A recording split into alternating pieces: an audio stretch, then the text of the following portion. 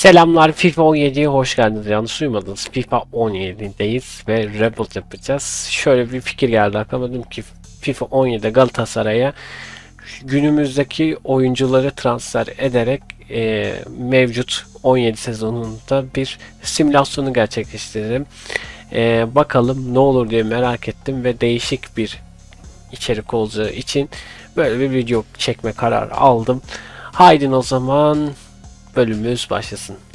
Evet, Galatasaray'ın 2017 senesindeki bir kadroya şöyle göz atmak istiyorum. Lukas Podolski var, Wesley Sneijder var, Josie diye bir oyuncu vardı, evet, Selçuk İnan, Tolga Ciğerci, Buruma, Karol, Hakan Balta, Muslera, Orlan Şeçyu, Kavanda, Eren Derdiok, Yasin Öztekin, Ryan Dok, Sinan Gümüş, Cenk Gönen, Semih Kaya, Serdar Aziz, Lines, Hamit Altıntop, Günter, Sabri Reis, Tarık Çamdal, Karacan, Umut Bulut, Olcan adın mıydı? Olcay adın mıydı? Olcan adındı herhalde. Dursun, Adili, Eray İşcan ve Gündoğan. Bu Gündoğan, İlkay Gündoğan olmaz mı ya? Gündoğan diye biri de varmış o zamanlar. Gördüğünüz üzere kadro bu şekildeymiş. 2017 kadrosu efendim. 2017 derken bir de 2017'de kimler mücadele ediyormuş o zamanlar ligde. 18 takımdan oluşan bir lig gördüğünüz üzere. Adanaspor, Akhisarspor, Alanyaspor, Antalyaspor, Beşiktaş, Bursaspor, Fenerbahçe, Galatasaray, Gaziantepspor, Gençler Birliği, Karabükspor, Kasımpaşa, Kayserispor, Konyaspor, Başakşehir, Osmanlıspor, Trabzonspor ve Çaykur Rizespor şeklinde de bir ilk 18 oluşan takımlar bu şekildeymiş. Bazıları artık alt ligler, bazıları kapandılar biliyorsunuz. O zamanki yıllara şöyle bir göz atmış olduk. Böyle bir nostalji yaşıyoruz adeta. Evet, mevcut kadromuzda biliyorsunuz Mario Icardi var. Mario Icardi FIFA 17'de 23 yaşında, 82 genel ratingi var efendim. Mario Icardi'nin gördüğünüz üzere Inter'de kaptan olduğu zamanlar sanırım büyük ihtimalle. Evet, İlkay Gündoğan gördüğünüz üzere o da 2017 yılında 25 yaşındaymış. 85 genel ratingi varmış. Manchester City forma giyiyor. Evet, Davinson Sanchez'i görüyoruz. Ajax'ta 20 yaşında o zaman. Bir Sanchez üzerinde bir şey yok. Genel rating o bu falan göremedik. 20 yaşında Davinson Sanchez Ajax forması giyiyormuş o ara. Daha Tottenham Hotspur'a gitmemiş. Evet, Leroy Sané de 20 yaşında ve o da Manchester City'de İlkay ile birlikte oynadıkları dönemde Manchester City'de o da. Evet, Mario Lemine'yi görüyoruz. Yaşı 22, 2017'de Juventus'ta forma giyiyormuş. Onun da genel reytingi falan vesairesi yok gördüğümüz kadarıyla. Sadece Icardi ve İlkay Gündoğan'da gördük şu zamana dek. Evet, geldik Lucas Torreira'ya. Lucas Torreira da Sampdoria'da 20 yaşında. Onun da genç yetenek olunca demek onları göstermiyorlar sanırım. Onun da bilgilerini göremiyoruz. Evet, yıl 2017 olunca haliyle birçok oyuncu şu anki Galatasaray'ın kadrosunda mevcut değiller. Özellikle Türkler olsun. Sonrasında Osimhen ortalıkta yok bu zamanlarda. Ve eskilerden de en azından yakın zamanda transfer edilenlerden Kerem Demirbay var mesela. Şu an Eyüpspor'da oynuyor ama daha öncesinde tabi biliyorsunuz Galatasaray forması giymişti. O yüzden onu da bu listeye almak istiyorum. Kerem Demirbay da merkez ofansif orta saha şeklinde oynuyormuş o zamanlar. Yaşı 22 ve o da Almanya Ligi'nde Hoffenheim forması giyiyormuş. Evet, geldik Dries Mertens'e. Dries Mertens de yaşı 29'muş 2017 zamanında. Napoli forması giyiyor. 83 genel ratingi var. Sol kanat oynuyormuş o zamanlar. Sol kanat mevkisindeymiş. Dries Mertens bize geldiğinde merkez ofansif orta saha oynuyordu. Dries Mertens de dediğim gibi yakın bir şey olduğu için almak istiyorum efendim. Hem bizim kadromuzda Sneijder de var. Onunla böyle dönüşümlü oynarlardı diye düşünüyorum ama bunun mevkisinden dolayı belki sol kanat ya. Dries Mertens'i direkt sol kanata da çekebiliriz. Mevkiler değiştiği için öyle bir avantajımız da var. Evet, yakın şeyler düşününce tabii ki de Juan Mata da geldi. Juan Mata da bizde oynamıştı biliyorsunuz. Bir sene falan oynadı. İşte o zamanlar yaşı bayağı şeydi Juan Mata'nın. Ve Juan Mata da 28 yaşında, 84 genel ratingi var. Manchester United forması giyiyor 2017 yılında. Evet, Sergio Oliveira'yı da görüyoruz. 24 yaşında merkez ofansif şeklinde Porto'da giyiyor. Bu Porto'da forma giyiyor. Sergio Oliveira'yı da görmüş olduk. Onu da yaşından mı ya da bazı oyuncuları genelde vermiyor. Gördüğünüz gibi genel rating falan yok. Bilgilerine ulaşamıyoruz. Evet, transfer listemiz bu şekilde gördüğünüz üzere. Davinson Sanchez 20 yaşında. Vay be. Leroy Sané 20 yaşında. Bu arada Davinson Sanchez'e demiştim durumunu sor diye. Leroy Sané'nin durumunu soralım. İlk ayını soralım. Hatta herkesin durumunu soralım burada. Kim ne kadar alıyor. Lucas Torreira'yı da durumunu soruyoruz. Sergio Oliveira'nın da soruyoruz. Kerem Demirbay'ın da soruyoruz efendim. Juan Mata'nın da durumunu soralım. Mauro Icardi'nin de durumunu soralım. Ve son olarak Dries Mertens'in durumunu sormuşum herhalde. Bu şekilde bir tablo gördüğünüz üzere 2, 4, 6, 8, 10 transfer yapmaya çalışacağız. Bakalım başarılı olacak mıyız? Durumunu sor deyince de büyük ihtimal herhalde bilgilerini veriyor. Çünkü Davinson, Leroy Sané gibi, Mario Lemina, Torreira, Oliveira, Kerem Demirbay gibi isimlerin soru işaretli ya, direkt göremiyoruz. Mesela İlkay gibi, Juan Mata, Mario Icardi gibi, Mertens gibi göremiyoruz ya, onların durumlarını sormak mantıklı oluyor. O yüzden durumunu soralım. Böyle bir şık geldiğinde aklıma geldi. Unutmuşuz tabii 2017 zamanı. Durumlarını sordurdum. Bazı oyuncular mesela Davinson Sanchez olsun, Kerem Demirbay gibi olsun, yaşları şey olunca haliyle oyun diyor ki ben satmayı düşünmüyorum diyor. Bizde Mario Icardi'ye 51 milyon istiyorlarmış. Biz de gidelim o zaman Mauro Icardi'ye bir 51 milyon gömelim. Burayı da görmüş olalım, bakalım nasıl bir şeymiş. 51 milyon gömüyoruz hocam. 51 milyon. Teklifi gönder diyelim. Bu şekilde gidiyormuş. Mauro Icardi. Mauro Icardi'nin dışında Juan Mata'ya da satın alma teklifi götürelim. Değeri 28 milyonmuş. Şöyle gidelim. 28 milyona Juan Mata'yı da gönderelim efendim. Mertens 22,5'muş. Mertens'in durumunu sormuştum. Ne dedilerdi acaba? 22,5'muş değeri. Bize 22,5 verelim o zaman ona. Teklif gönder diyoruz ve Mertens de şöyle aldık. İlkay'a 39 milyon istiyorlarmış. İlkay'a 39 milyon. Ben direkt düz hesap, hiç uğraştırma beni, 40 milyon. İlkay'a gömüyorum hocam. Yalnız hep tıklıyorum bu arada. Ve Oliveira'yı sormuştum. 12,5 milyon istiyorlar Oliveira'ya. Satın alma teklifi gönderelim o zaman. 12. Hadi sana da 13 vereceğim. Bonkörlüğüm tuttu. Diğerlerini de keşke yükseltseydik. Daha mantıklı olabilirdi. Bu 3-4 oyuncu gelmek istemiyor sanırım gördüğüm kadarıyla. Bir zorlamaya çalışacağım bakalım. Bilmiyorum, gelirlerse gelirler inşallah. Evet, Lucas Torreira'ya da 3 milyon verirseniz anlaşırız dedi Sampdoria bana durumunu sorduğumda. Ben ona 4 milyon vereceğim. Direkt teklifi gönder diyelim. Bazı oyuncular gelmek istemiyormuş sanırım. Sergio Oliveira bizim kabul etmiş gelmeyi. Takımdaki rolü önemli, ilk 11 oyuncusu diyelim Oliveira için. Evet, Mario Icardi ile anlaştık efendim. 3 yıl şeklinde teklifi gönderiyoruz. Önemli diyeceğiz onun için. Evet, Lucas Torreira ile de anlaştık efendim. Onu da önemli birinci takımın oyuncusu diyeceğiz. Evet hocam, tüm transferlerimizi gerçekleştirmiş durumdayız. Artık ikide bir yok geldi, yok kabul etti, yok şöyle böyle, oraları atladım artık. Birazcık göstermek istedim çünkü hani nasılmış diyerekten bakmak istedim FIFA 17'de, sizlere de göstermek istedim. Şimdi oyuncularımız geldi. Tüm oyuncularımızı almış durumdayız. Ve şimdi Mauro Icardi'yi şöyle bir yukarıya doğru attık efendim. Mauro Icardi. Efendim oraya geçti. Zaten Podolski de sağ açık oynuyormuş. Podolski'yi de hatta sağ açık oynatalım. Sonrasında efendim kimler var? Leroy Sané'miz var. Leroy Sané'yi de şöyle atalım. Hatta SLO'muz yok değil mi? Yasin Öztekin dursun. Şu sakatlanmış bu arada. şey sakat duruyordu bende. Şimdi düzeldi. Allah Allah.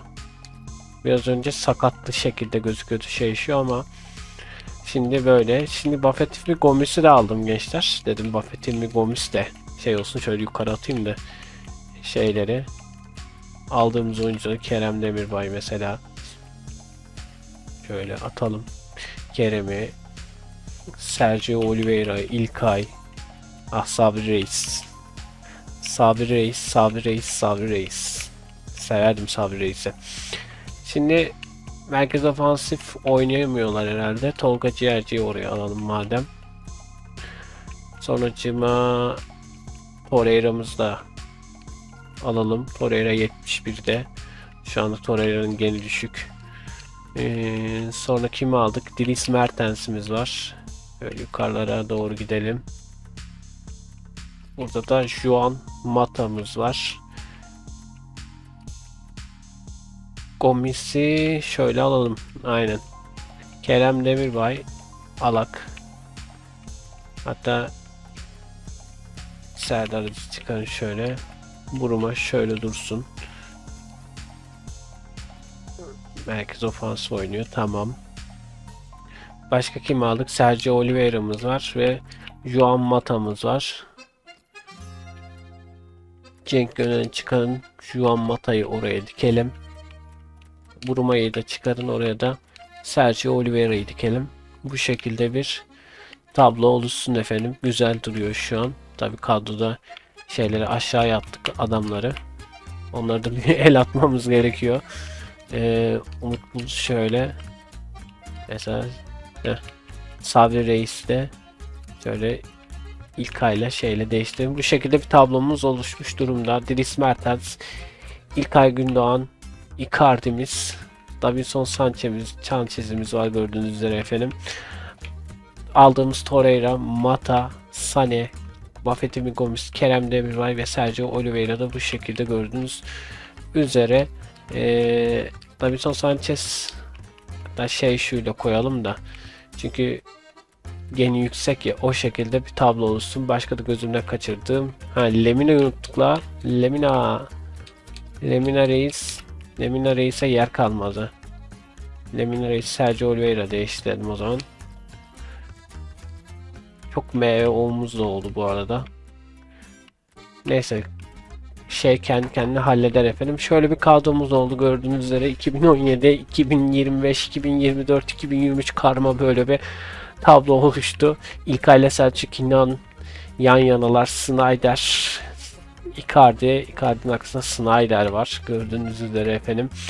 Mertens'imiz de sol kanatta bence güzel bir kadro gibi duruyor şu an. Çok üstünde durmadım. Belki çok eskiye gidip de hani 2023, 2022 falan filan böyle transferler düşünebilseydim, eğer oyunda mevcut olsaydı güzel bir yine bir kadro kurabildik mesela sol bek, sağ bek gibi, ama yeterince bence iyi olduğunu düşünüyorum efendim. Bakalım bizim oyuncular ne yapacak, ben de merak ediyorum. O zaman haydi gelin. Bu arada Avrupa Kupası Şampiyonlar Ligi'nde de oynayacağız bu arada biz. Bakalım ne yapacaklar. Ligin ilk yarısına doğru bir geçelim. Evet, şöyle bir dediğim gibi ligin ilk yarısının sonuna gelelim. Bu arada böyleymiş. Şampiyonlar Ligi şeyimiz de var. Grup şeklinde büyük ihtimalle zaten. Ve Ocak 1'e gelelim. Ligin ilk yarısı oluyor hem. Ara transfer dönemi oluyor. Bakalım Ocak 2017'ye geldiğimizde bizim takım ne yapmış, ben de merak ediyorum. Haydi o zaman ligin ilk yarısının sonuna. Evet, ligin ilk yarısına geldik. Var ya, çok hızlı gidiyor ya. Çok sevdim. Çok hızlı böyle dedi hemen gitti. Biliyorsun FC 26'da, FC 25'te, 24 işte o yeni nesillerde bir türlü oraya gelmek bayağı kaç dakikamı alıyordu. Bunda hemen hızlıca geçtik. Çok güzel bu özellik beni bir mesletti adeta diyorum ve aynen bir maç oynamamışız biz. 18 maç oynamış Başakşehir. Bu arada fena değilmiş ya Başakşehir. 37 puanla lider. Bizde 17 maçta 11 galibiyet, 3 beraberlik, 3 mağlubiyet alıp 32 atılan golde kalemize 12 gol görüp 20 avarajda 36 puanla ikinci sıradayız efendim. Diğer hepsi de gözükmüş. Ne güzel ya. İnip tık tık tık tık diye göstermiyorum. Hemen hepsi bir tabloda. Vay anasını ya. Çok güzel. Vallahi çok güzel. Yeni nesiller oyunca eski nesillerdeki bazı özellikleri cidden özlemişiz diyebilirim. Buradan şöyle araştırırken Gol Krallığı'nı da gördüm bu arada. Gol Krallığı'nda da Leroy Sané varmış bu arada.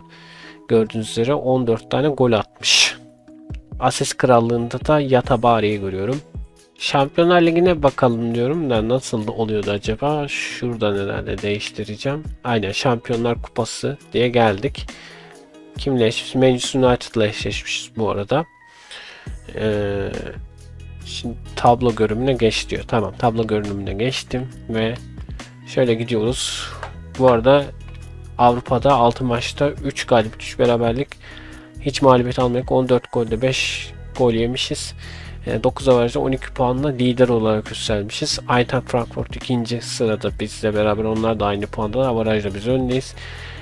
Bu şekilde Avrupa'da da gruplardan çıkmış efendim. Diğer grupları da sizlere şöyle tek tek göstermiş olayım. Gen artışı oluyor muydu? Oluyordu herhalde. Tam emin değilim. Gen artışı oluyor muydu bilmiyorum ama şöyle baktığınızda gerçi 80 Podolski, yanlış hatırlamıyorsam 79'a düşmüş. Mario Icardi kaçtı? 82 miydi? 84 olmuş. Ya da 84 mü? 82 mi bilmiyorum. Mertens falan, bazı oyuncuların cidden yükselmişler, düşmüşler. Bunlara göre değişmiş.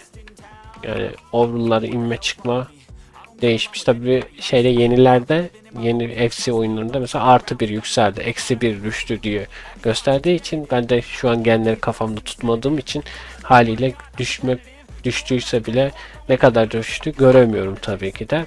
Bu şekilde de bir genleri de göstermiş olayım dedim size. Yedeklerimizde de bu şekilde gördüğünüz üzere efendim. Evet, şimdi Ocak, Şubat, Mart, Nisan, Mayıs'ta bitmesi lazım. Aynen Mayıs'ta bitiyor. Mayıs'ın sonuna gelelim ve bakalım, en son durumlara bakalım. Hem lige bakarız hem bizim kadrodaki yine ilk 11'den göstererek, takım planından göstererek bakarız oyunculara. Yine gol krallığına bakarız. Sonrasında işte Avrupa'da durumlara bakarız. Ne olmuş ne bitmiş görmüş oluruz diyorum. O zaman haydi gelin sezon sonuna doğru geçelim. Evet, sezon sonuna geldiğimizde de tablo bu şekilde oluyor. 34 haftanın sonunda 21 galibiyet alıyoruz. 7 beraberlik, 6 mağlubiyet, 63 attığımız golde kalemizde 28 gol görüyoruz. 35 avarajda 70 puanla Süper Lig'de birinci oluruz efendim. İkinci Fenerbahçe gördüğünüz üzere. Sonrasında devam ediyor. Ligden düşenler de Rize, Alanya, Kasımpaşa olmuş oluyor. Şöyle gelelim Şampiyonlar Kupası'nda da oha 5-0 mı yenildik Manchester United? 5-0 yenilmişiz gördüğünüz üzere. Tek bir yerden görmüş oluyoruz. Ne güzel lan, tek bir yerden her şeyi görüyoruz. Bu şekilde gördüğünüz üzere Avrupa'ya çok erken bir böyle bir şey yapmışız. Havlu atmışız. Finalde Chelsea ile Manchester United arasında oynanacakmış.